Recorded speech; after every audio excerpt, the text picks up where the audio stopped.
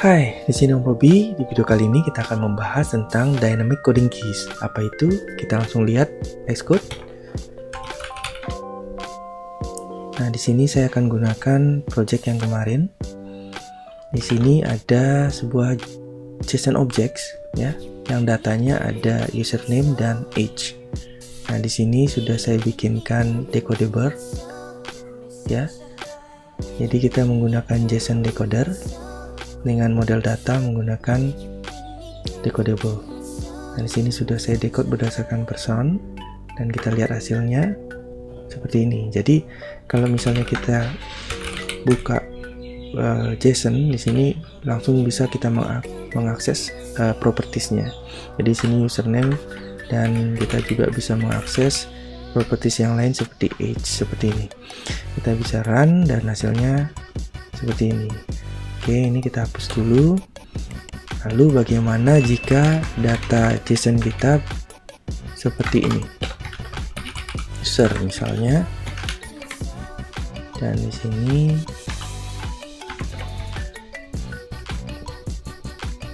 kita tutup seperti itu. Ini coba kita uncomment dulu. Oke. Dan coba kita run. Nah, maka hasilnya error karena di sistem tidak menemukan username gitu ya, karena username ada di dalam user seperti ini. Nah, caranya adalah kita bisa membuat sebuah data model baru, yaitu struct persons array misalnya, confirm ke decodable, kemudian let user. Kita bisa menulis seperti itu, tapi user ini sebagai apa? Karena kita lihat di sini key-nya adalah user, sedangkan value-nya adalah JSON object. Ya, jadi di sini kalau bisa saya bikin satu lagi contoh data, ya hampir mirip seperti array. Jadi datanya dia bisa seperti ini. Saya bikin langsung ya. Ini user 1, user 2. Robi 1, mungkin ini 21, Robi 2, dan di sini 22 gitu ya. Nah, jadi mirip datanya seperti ini. Jadi kalau ini misalnya kita run, tentu ini masih error username karena di sini username ada di dalam user ini ya. Jadi person array ini adalah kita bikin propertiesnya let user, atau lebih cocok ya kita tulis let person seperti itu dengan s karena jamak. Kemudian person adalah array dari person seperti ini. Coba kita run sampai di sini sudah oke. Kemudian kita akan melakukan decode dengan person array. Jadi bukan dengan person lagi. Sekarang menggunakan person array. Logikanya decode akan melakukan decode dengan key yang di sini, bukan username. Coba kita run. Oke, masih error karena person tidak ditemukan. Ingat materi yang sebelumnya, kalau misalnya key-nya ini berbeda dengan properties yang kita buat di data model, maka kita harus membuat coding keys. Kita akan buat coding keys dengan enum coding keys, coding key, confirm ke coding key seperti ini, dan case-nya adalah person dengan s seperti ini. Coba kita run. Tetap masih error karena key-nya masih bernama person gitu ya. Jadi caranya adalah ini sama dengan user 1 misalnya gitu. Karena dia string ya, karena di sini string, maka kita bikin di sini string tipenya gitu ya. Coba kita run dan kita run di sini. Oke, masih error karena kita mempunyai dua elemen, sedangkan satu elemen dia tidak menemukan data. Oke, jadi ini kita bisa menggunakan cara lain, yaitu menggunakan struct. Jadi coding key-nya kita bikin struct, tipe data stringnya kita hapus dulu, dan tentu saja karena struct case-nya kita hapus seperti ini. Oke. Dan dengan menggunakan struct, tentu saja di sini ada metode atau properties yang harus kita isi. Di sini harus kita menambahkan default protocol stubnya, kita fix saja biar tidak ngetik, jadi auto complete. Nah, di sini ada dua. Yang pertama adalah string value, yang kedua adalah int value. Artinya, ketika kita menggunakan di sini string, maka kita akan menggunakan yang tadi string. Dan di sini misalnya dia berupa number, kita bisa menggunakan int value.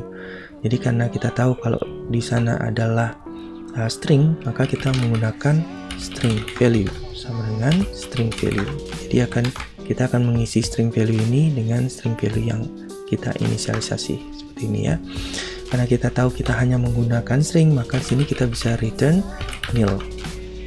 Coba kita run sampai di sini sudah oke. Sini coba kita run.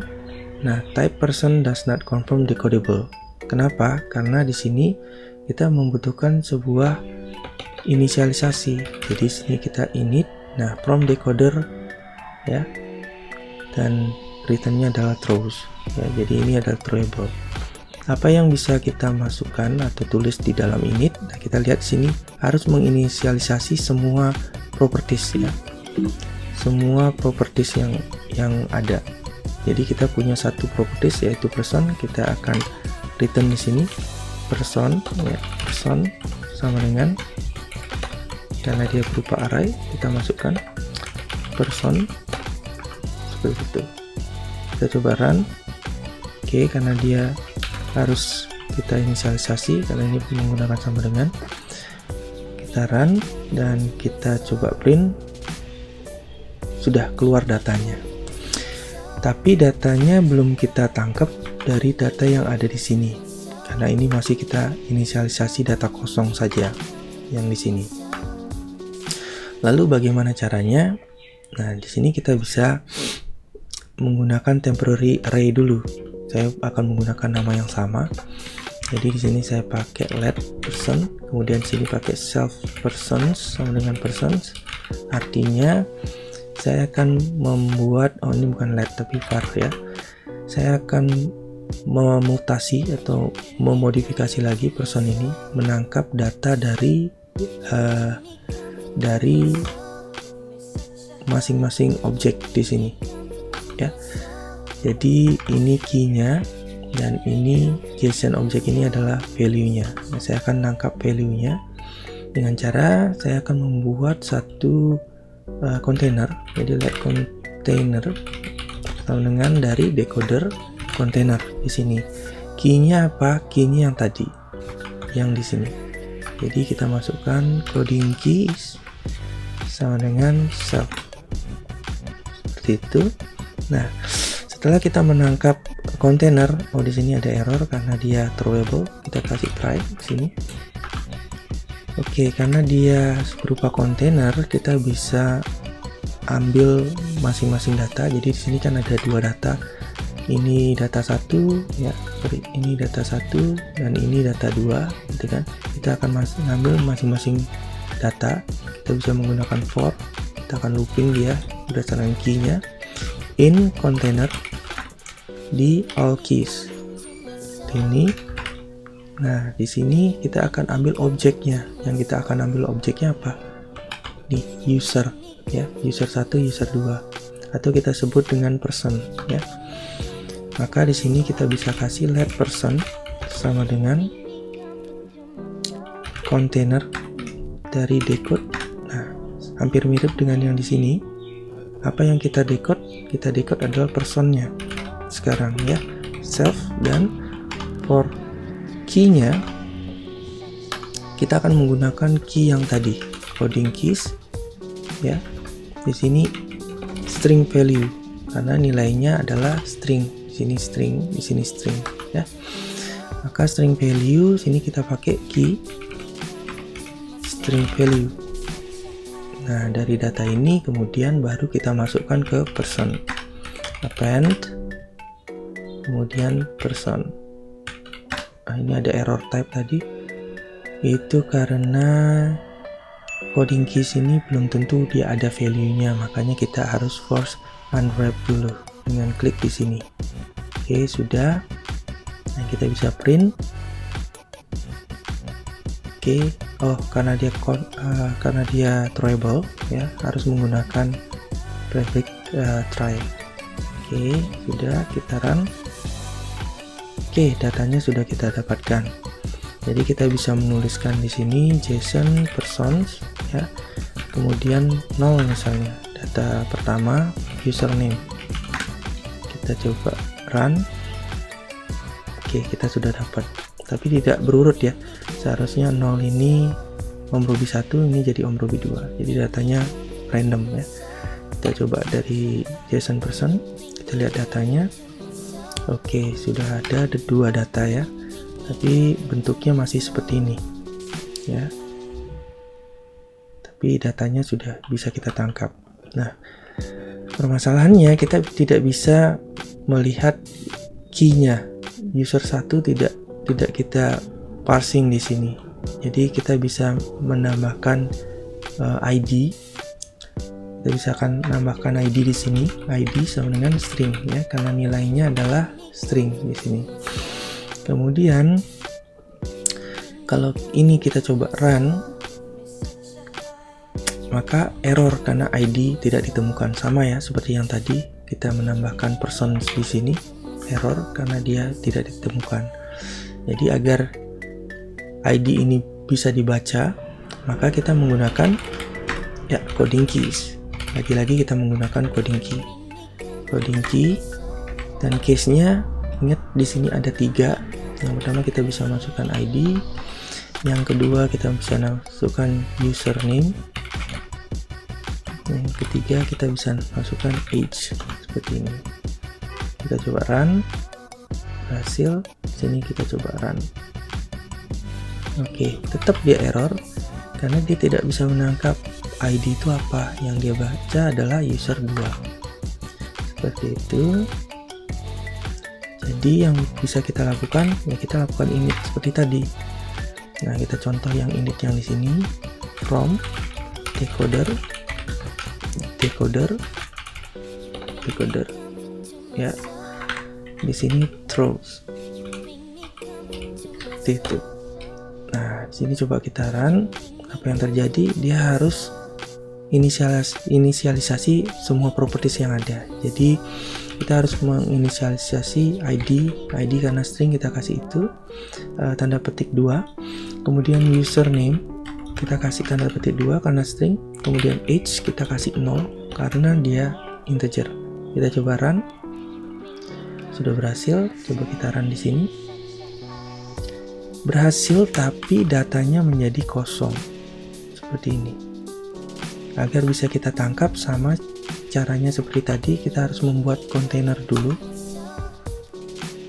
Oke, situ saya biarin kosong dulu. Nah, sini saya bikin kontainer sama dengan decoder ya. Saya ngambil decoder dari yang di sini. Decoder kontainer key-nya adalah coding key. Saya ambil coding key yang di sini. Oke. Kemudian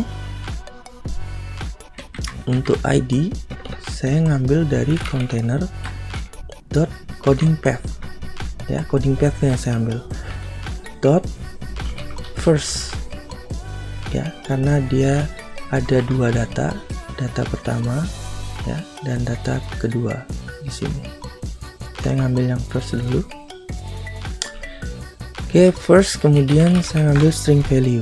Nah, di sini ada tanda tanya, itu menandakan bahwa dia optional. Sini akan error. Kalau kita masukkan as string, kemudian kita run lagi. Di sini ada warning karena only unwrap optional, harus dibalikin dengan tanda seru seperti ini. Kemudian kita coba run lagi, error lagi, jadi agak ribet ya. Jadi mending kita yang optional sini kita unwrapping seperti itu. Nah, di sini coba kita run. Oke, karena ini throwable, ingat sekali lagi masukkan prefix try seperti itu. Kita coba run. dapat datanya, kemudian print. Nah, sini baru bisa kita tampilkan datanya user 1, user 2. Dengan begitu berarti di username juga kita bisa lakukan hal yang sama, container coding path. Ya enggak gitu. Karena di sini datanya ada di dalam dari kontainer. Jadi di sini kita pakai decodable. Karena username adalah string, kita pakai string self. Kemudian key-nya sebagai apa? Nah, ini yang menarik. Tinggal ketik titik dan kemudian kita bisa pilih di sini username. Ya. Karena ini username, kita masukkan username. Oke, di sini karena throwable kita pakai try sini. Gitu juga dengan age, kita bisa masukkan kontainer seperti ini, decode. Karena kontainer adalah integer, kita masukkan integer self seperti ini, dan for key-nya kita ketik titik kemudian masukkan age. Nah, kalau kita lihat di sini ID kan tidak digunakan, maka coding key ID bisa kita hapus seperti ini. Coba kita run. Udah oke. Sini coba kita run. Oke, datanya sudah dapat, ID sudah kita temukan, username, age sudah kita dapatkan. Seperti itu. Nah, tinggal kita menyusun datanya agar rapi. Caranya bisa kita gunakan JSON persons for each misalnya seperti ini. Kemudian print ID, print username, dan print age seperti ini. Oke, kita coba run dan kita sudah menemukan bisa menampilkan hasilnya. Ini agak random ya, jadi yang pertama user 2, yang kedua user 1 gitu jadinya. Oke, kurang lebih begitu tips untuk dynamic coding keys kali ini. Semoga membantu teman-teman dalam memparsing data JSON yang unik seperti tadi. Jadi kalau backend memberikan data JSON keluarannya yang berbeda, sebenarnya pengolahan bisa kita lakukan di mobile. Tapi sebaiknya dari mobile atau dari backend juga berkomunikasi dengan mobile agar aplikasinya atau codingnya biar bisa lebih minimal ketimbang kita menggunakan coding panjang seperti ini. Lebih baik JSON objeknya yang kita perbaiki, kurang lebih seperti itu. Tapi ini memungkinkan untuk dilakukan, jadi tidak ada sih kata oh saya tidak bisa melakukan itu, tidak bisa seperti itu ya. Jadi kurang lebih seperti itu. Sampai jumpa di video-video berikutnya.